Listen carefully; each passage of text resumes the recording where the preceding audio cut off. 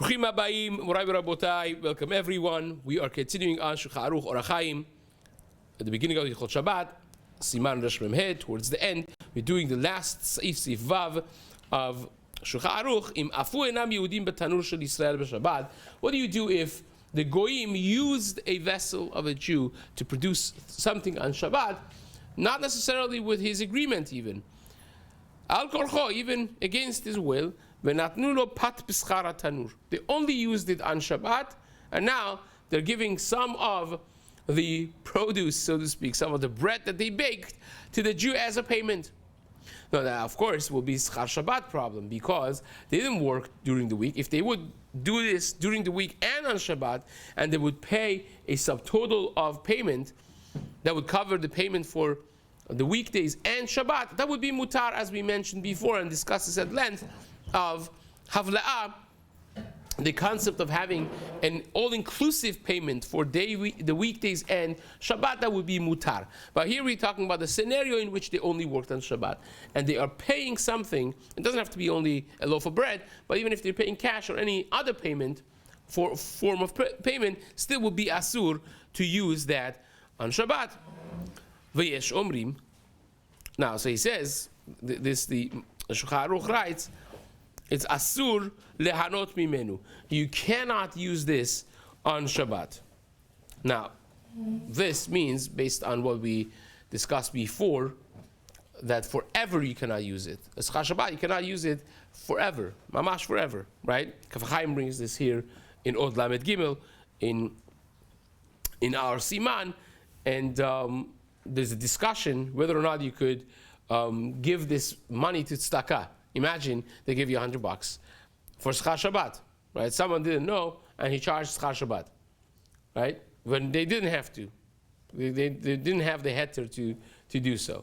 For instance, you have a babysitter, right? Babysitters is subject to Schar Shabbat. If you don't have any preparation from before, you just sit there on Shabbat and watch a sleeping baby for 2 hours and you get paid, right? So that will become an issue, right? Because you're not investing anything into that. You don't even have the nodab yudad we mentioned before. There's no goods that you're offering, it's just services. And that's asur on Shabbat. So imagine you didn't know, you got paid. What do you do with that money? It's asur to use the money. So there's a whole discussion if you could give it to tzedakah. And many hold that you could give it to tzedakah given that you do it anonymously. In other words, you cannot pay your membership to the shul with it. You can't pay an aliyah that you bought. You can't even just go to the rabbi and hand in the $100 or to the gabbai, and now you feel all good about yourself, because that's hana'ah that you're getting. It's asur hana'ah. If you anonymously just drop it when the cameras are off into the bushka and no one knows, fine. So then you didn't receive any hana'ah from it. You gave it to tzedakah. That would be fine. Says the Mishna Berura. He brings the bach that this is, as we mentioned already before, this is a scenario in which you only worked on Shabbat, this goyim. Because if they baked on Shabbat and on Wednesday, or Thursday or Friday, and they're giving you a subtotal payment for the use of your tanur, that would be fine, that would be mutar, because of the concept of havla'ah. So, says the Chafetz Chaim, אבל אם עפו בו עוד she'ar yamim, then it will be mutar. Now, why is this marit ayin issue not a problem? Because it's mutar lekabel mehem schar Shabbat gam ken behavla'ah.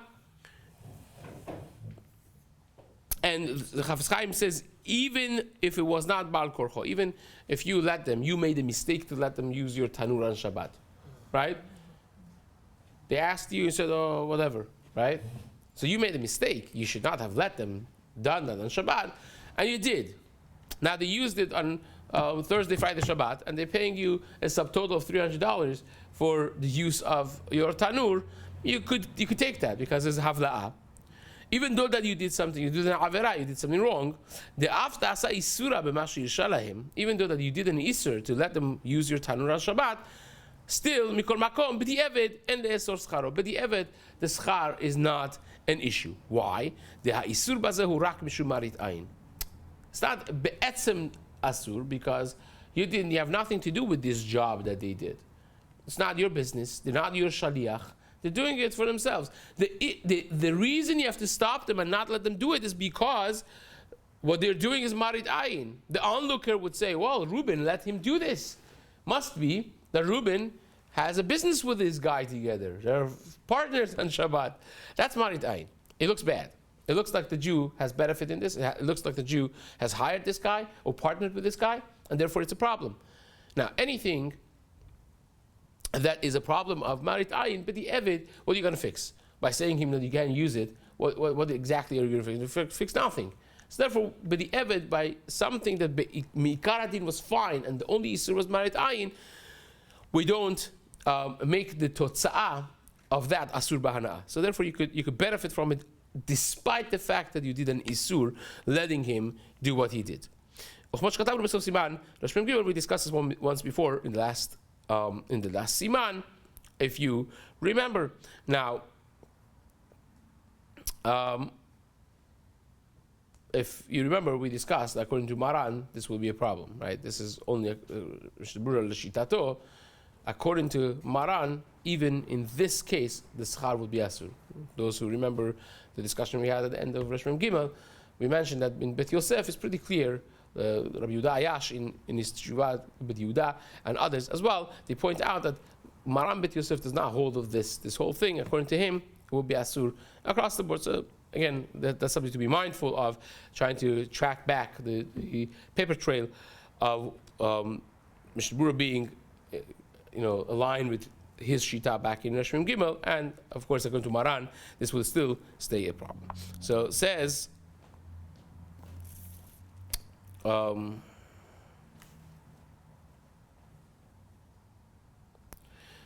There's a little biur halacha over here. That actually points that out, that even if you accepted the money already b'di'evet, would be, as if you take a look at the biur halacha, asur lehanot, the last biur halacha on this siman, it says, ayin bebigdei yesha,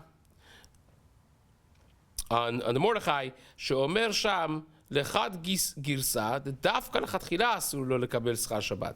So only schar Shabbat is asur lechatchila, but if you already accepted schar Shabbat, it would be mutar to have hana'ah from it, but Shulchan Aruch is not mashma like that says the Chafetz Chaim in Berura halacha, and that's this, Rabbi Yechiel Michal Epstein in his Aruch HaShulchan says the same thing. He's medayek from Maran that schar Shabbat, even b'di'evet, that you already accepted schar Shabbat and you didn't know it's asur and all those things, still is going to be asur. Now, this is already mevuar in the Rishonim, in Sefer HaAgur, one of the later Rishonim. It's mashmar clearly like that, and in Sheilot Utshuvot Rabbeinu Gershom Meor HaGola is clear that like that as well. So it's not just Maran Shulchan Aruch. So this is pretty strong, not like what he brings from Bigdei Yesha over here in Berura halacha. That would be the halacha. So says the next Siman. Let's start at least Seif Aleph of Resh Memvav. Dine hash'ala v'askara le'eno Yehudi b'Shabbat. Can you lend something to a goy on Shabbat? Right? Can you rent something on Shabbat? So let's take a look. This is from Rambam in Perek Vav of Hilchot Shabbat. Mutar lash'il u'laskir kelav le'eno Yehudi. You could lend out your vessels on Shabbat, even though the goy is going to be doing a melacha with it. We paskin like Bet Hillel that you don't have any isur on shvitat kelim. You don't have to make sure that your vessels don't work on Shabbat. You have to make sure you don't work on Shabbat. Your evet doesn't work on Shabbat. You have to make sure your behemah doesn't work on Shabbat, right? So you can't rent your horse on Shabbat, rent out your horse. I mean, if some people who do have this, or or other animals, you cannot do that. But let's say if you have a petting zoo, right, and you would be renting them to do some melacha, to whatever the melacha would be. I mean, the horse is easier because it's going to be carrying things, and the donkey and cow will be easier. But again, the modern day could be also applicable depending on the case. So that would be a problem. But your vessels, your axe and your shovel in your car, that's not a problem. So it says the Shulchan Aruch, even though the Goy is going to be using these vessels to work on Shabbat, to do melacha, still will be mutar. Because we're not obligated to see to it that we don't, that our vessels don't work on Shabbat. But there are those who say that vessels that you do melacha with them on Shabbat. This is a shita of Rosh B'Shem Rabbeinu Yonah, kegon macharesha, like a plow, things of that nature. It would be asur to rent to the goy on erev Shabbat even. But on Thursday you could do it. On Friday you can't. And you don't get schar Shabbat from it directly for Shabbat, but you get ba'avla. You just say, look, I'm giving it to you for Friday and Shabbat, or for Thursday, Friday and Shabbat, for Thursday, Friday and Shabbat, and this is how much I charge. That's be'avla. That's fine. You're giving it for a week, for a month. But to lend it to them, not to rent, but to lend it would be mutar even on erev Shabbat. And the Ramo concurs with this shita as well. Mutar lash'ilo be'erev Shabbat. Says the Ramo, you could lend to him on erev Shabbat. Even if you want payment of action. In other words, you say, well, I am going to give you what you need right now. You need my chainsaw. Here's my chainsaw.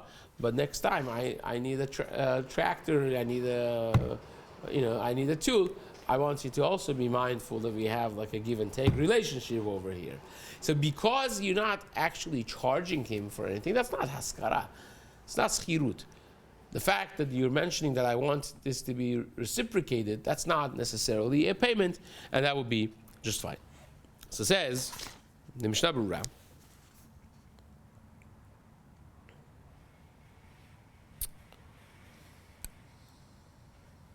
Mutar lehash'il. Before we even discuss this that you could lend out or rent out your vessels. How about something that people know it is the Jews' vessel, right? They know. You have, let's say, a card that you want to give out, and the card says on it, as all the Breslev Zachin, Nana Nachman, Meuman, or whatever it is, or has the name of the guy on it. It's something that it's the one car that everyone knows this is Shimi's car. And lo and behold, on Shabbat morning, everyone's going to shul, and they see this car coming, rolling down the street, right? So that's a vessel of a Jew that everyone knows that this belongs to a Jew. How about that? So the Matei Yehuda that we mentioned before, Rabbi Yehuda Ayash, the Rav of Bedin of Algeria, he writes that is still mutar, because you see from the language of poskim and the Shulchan Aruch that doesn't really make a difference if it's something that people know, something that people don't know. It doesn't make a difference.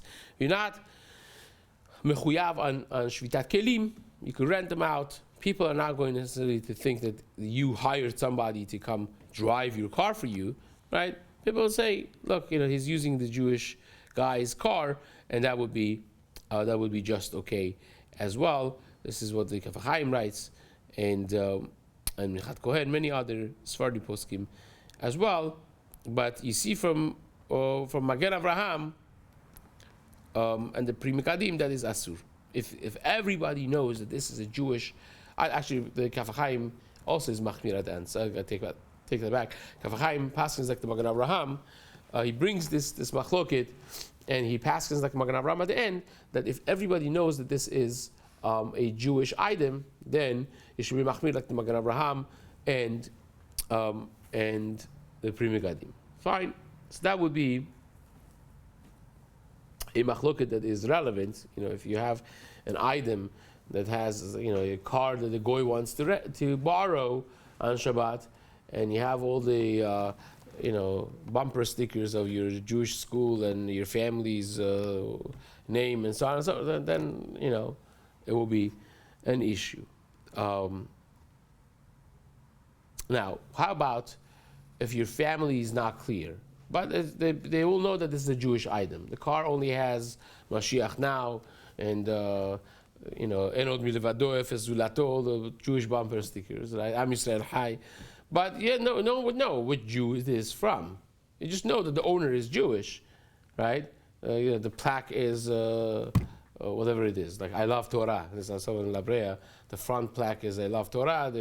The back is a different, very Jewish thing, like Mamash, the plaque of the car. So you know that the owner is Jewish, but I don't know which person is the owner, right? How about that, right? So that you have a little bit of a chashash marit ayin, but not really a big marit ayin over there. So Mishna Berura, later on, we haven't gotten there yet, in Siman Resh Nun Bet, the Chafetz Chaim writes in Mishna Berura that in such a case that you have Magen Avraham being machmir in general, but in a specific case that it's not known what Jew it is, so look at Magen Avraham and Tosefet Shabbat, that Magen Avraham holds that you should be careful, it's still considered Marit Ayin, and Tosefet Shabbat says Mutar, right? And Harabadi actually has a tshuva on this in Chavedat. Harabadi writes that it's Mutar. He basically passes like the Tosefet Shabbat as well. This is in Chelek Gimel of Chavedat in Siman Yud Zayin. So it says, the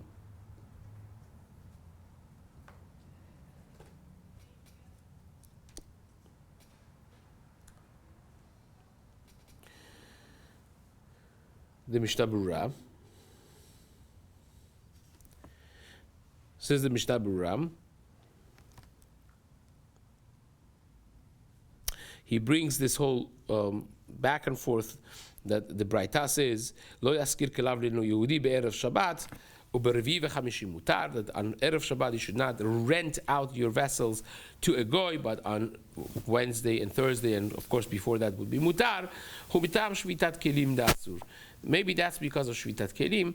Va'at yek Bet Shammai. Maybe that's only according to Bet Shammai that they hold that the person has to be careful that his vessels, even just like his animals, you can't have them work on Shabbat, even if it's not under your jurisdiction. Same would be with the kelim, and therefore you can't give it to someone, rent it to somebody if you know they're going to be doing a melacha with them. It will be asur.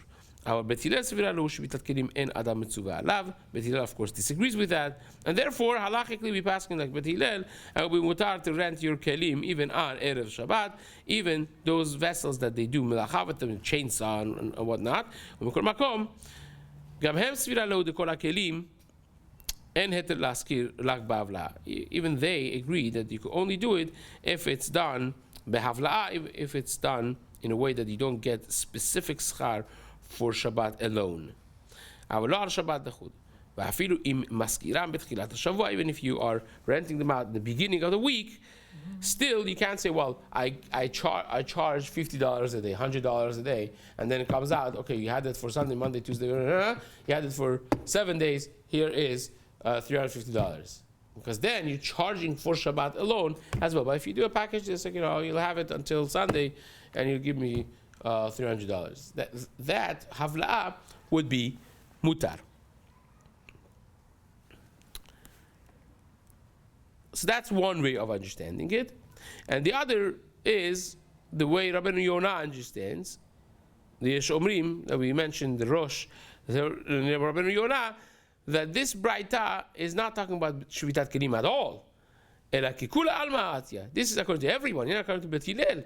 And the reason for it that would be asur is not because of Shvitat Kelim. Why would it be asur? Atam, dekeshemoser be'erev Shabbat et hakelim, because when you do this on Erev Shabbat,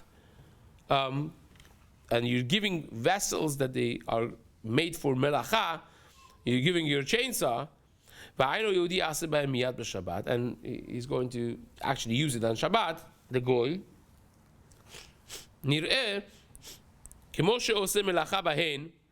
It seems like you're doing the melacha with them.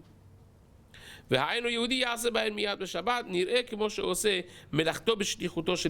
looks like the goy is doing the melacha that he's doing through the agency of a Jew. That means you have made your